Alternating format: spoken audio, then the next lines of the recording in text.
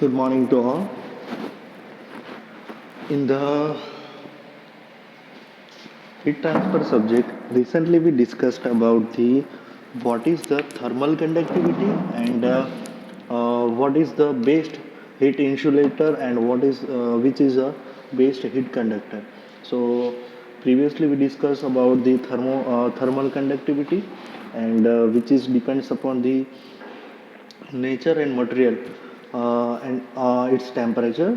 So thermal conductivity of solid are higher than that required. The liquids are having the higher thermal conductivity in gases. That means the solid having the thermal conductivity is much higher, and then uh, liquid having a compared to lower thermal conductivity compared to solid, and gases having a lowest thermal conductivity compared to the solid and liquid. So they are the classified the thermal conductivity based on the solid, liquid, and gases. Best heat conductor is silver, and best heat and those heat conductivity is less than 0.20 watt per meter into Kelvin, which is called as a heat insulator, which is used as a is heat insulator to stop the heat transfer and minimize the rate of heat transfer, heat flow. Okay, or to stop the heat flow. Now, the next one is that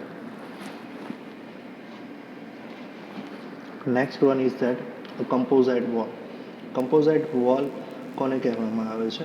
Composite wall, it is when a wall is formed out of a series of a layer, એટલે કે જુદા જુદા મટીરિયલમાંથી બનાવેલા બ્લોક્સને સિરીઝમાં connect કરીએ અને એક વોલ બનાવીએ તો તેને કહેવામાં આવે છે it is called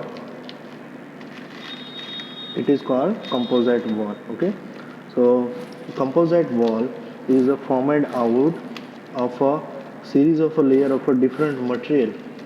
It is called as a composite wall. તો composite wall ની અંદર આ પ્રકારે હોય છે, બરાબર. ધારી લો કે સૌથી પહેલા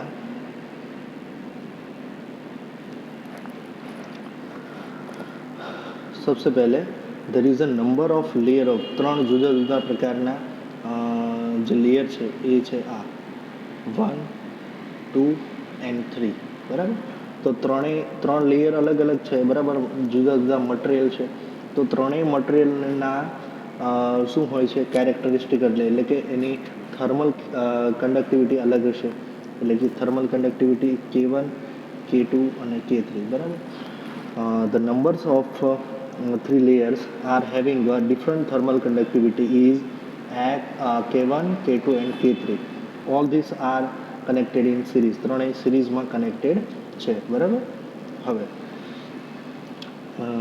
નેક્સ્ટ પોઈન્ટ, થર્મલ કંડક્ટિવિટી સાથે ત્રણેયની અલગ અલગ રેઝિસ્ટન્સ પણ હશે.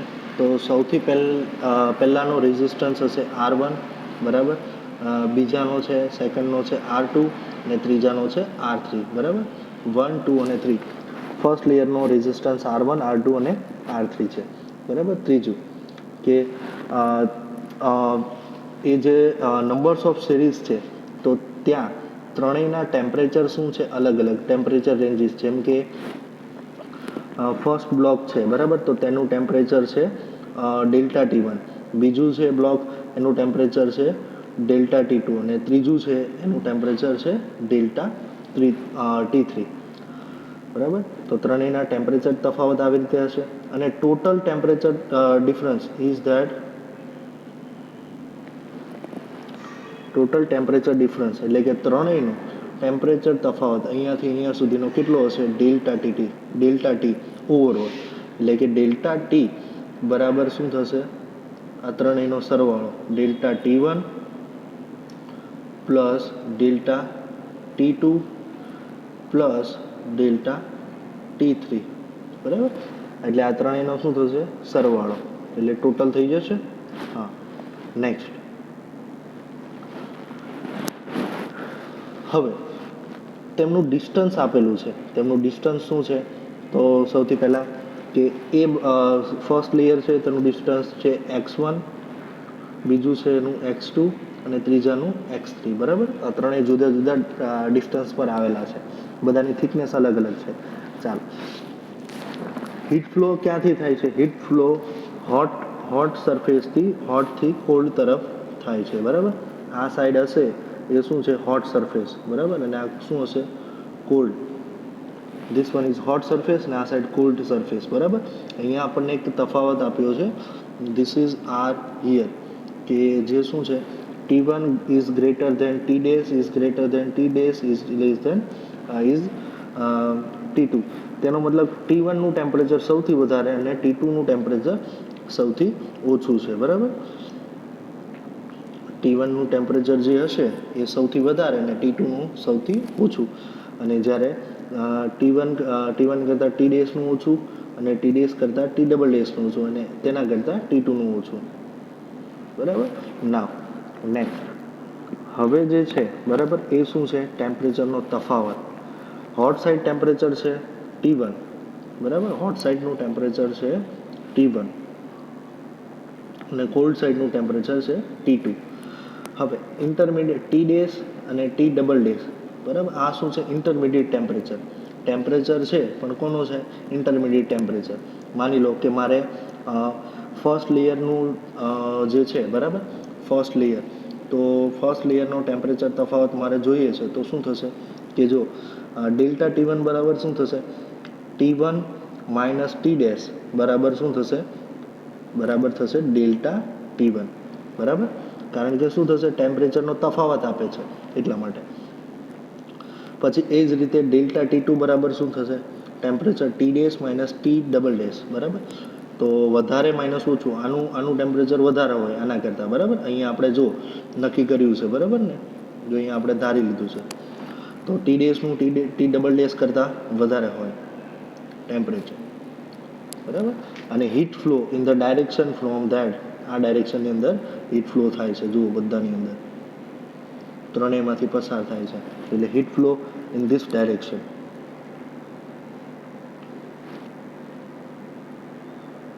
સો આ ફિગર પરથી જ કમ્પ્લીટ તેનું ડિસ્ક્રિપ્શન લખવાનું છે, બરાબર.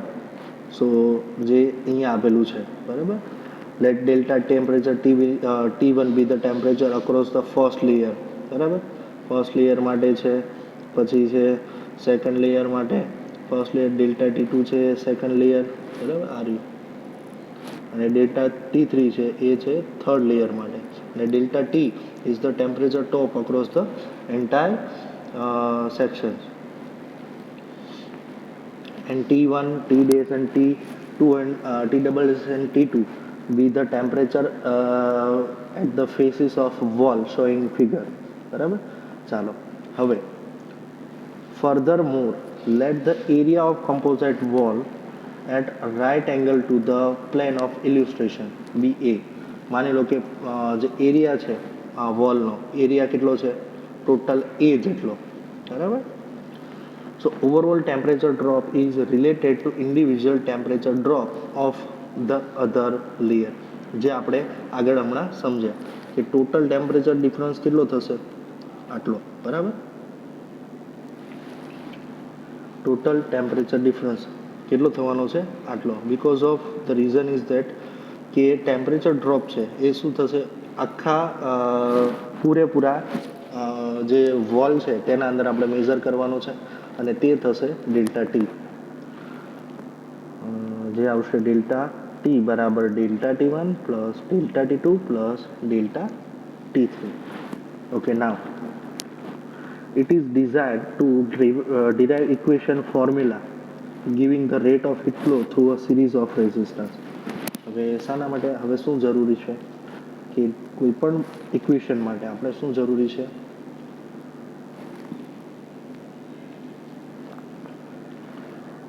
Desired equation.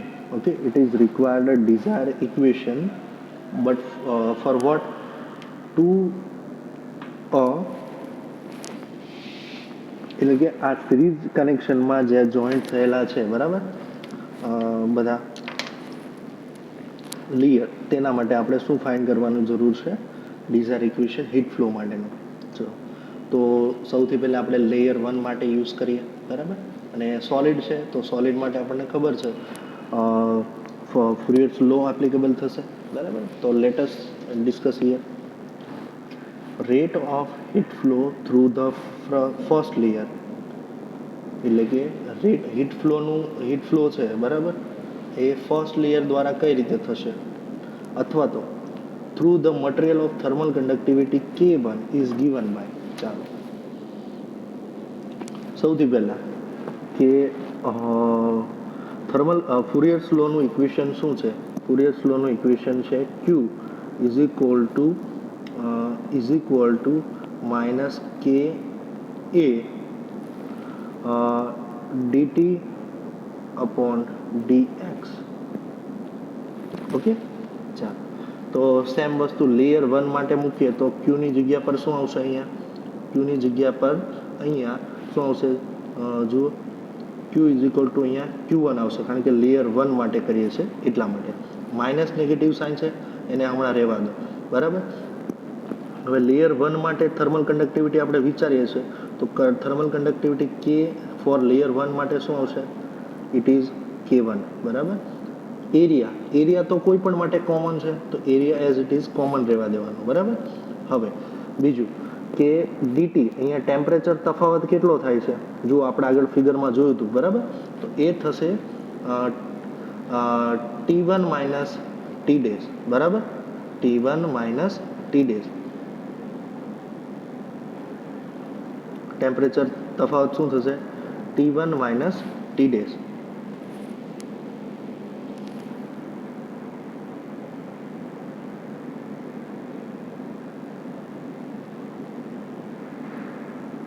ઓકે, અને જે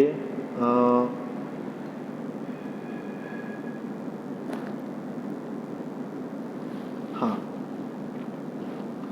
સો અને dx છેદમાં dx હતું, તો dx ની જગ્યા પર શું આવશે? અહીંયા જે વેરિયેબલ છે એ શું આવશે? x1, બરાબર, ડિસ્ટન્સ માટે. તો x શું થશે અહીંયા? ડિસ્ટન્સ, બરાબર. હા,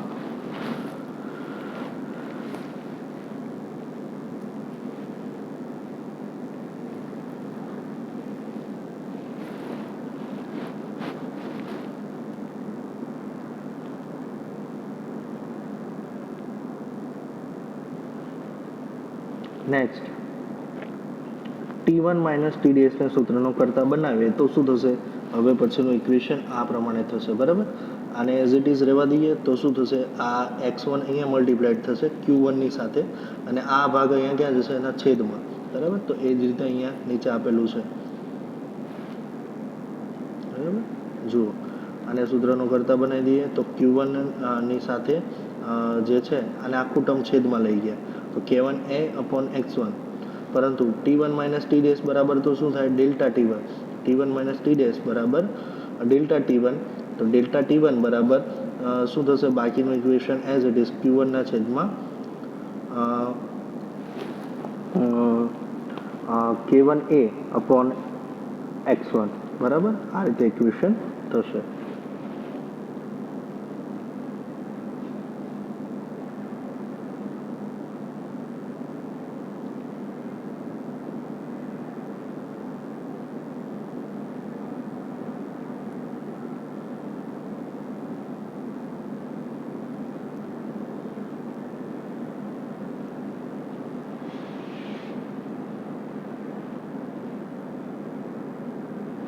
અથવા તો તમે આ ઇક્વેશનનો પણ યુઝ કરી શકો છો, બરાબર.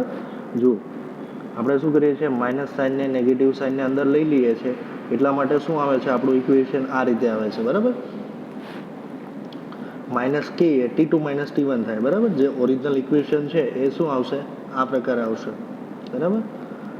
Minus K A DT upon dx, બરાબર. પણ જ્યારે આપણે ફાઇન્ડ આઉટ કરીએ છીએ તો શું આવશે? ફાઇનલ ઇક્વેશન હીટ ફ્લો માટેનું કે એ upon x into delta t. હવે આપણે આ જ ઇક્વેશનનો યુઝ કર્યો છે લેયર 1 માટે. લેયર 1 માટે તો લેયર 1 માટે જો અહીંયા માઇનસ હોય તો માઇનસ સાઇન અંદર નાખીએ, અંદર એન્ટર કરીએ તો શું થઈ જાય? આગળનું T2 માઇનસ T1 ની જગ્યાએ T1 માઇનસ T2 થઈ જાય, બરાબર. તો સેમ ફોર શું આવશે? Q1 is equal two K1A છેદમાં x1 અને એનો ડિફરન્સ એટલે કે x x1 minus x dash, બરાબર, એવી રીતે થશે. તો બાકીનું જે છે બરાબર સિમિલરલી થશે ફોર ધ લેયર 2 અને લેયર 3 માટે. તો લેયર 2 માટે એઝ ઇટ ઇઝ થશે, layer 2 it is return as a similarly, બરાબર, લેયર 2 અને લેયર 3 માટે. પછી શું કરવાનું છે, ત્રણેય લેયરને શું કરી દેવાનું છે, એડિશન કરી દેવાનું છે, 1 2 3, બરાબર, એટલે આ રીતે મળશે અને એના બરાબર ડેલ્ટા ટી, બરાબર. બાકીનું કન્વર્ઝેશન્સ અને જે થિયોરમ છે આપણે નેક્સ્ટ લેક્ચરમાં ડિસ્કસ કરીશું.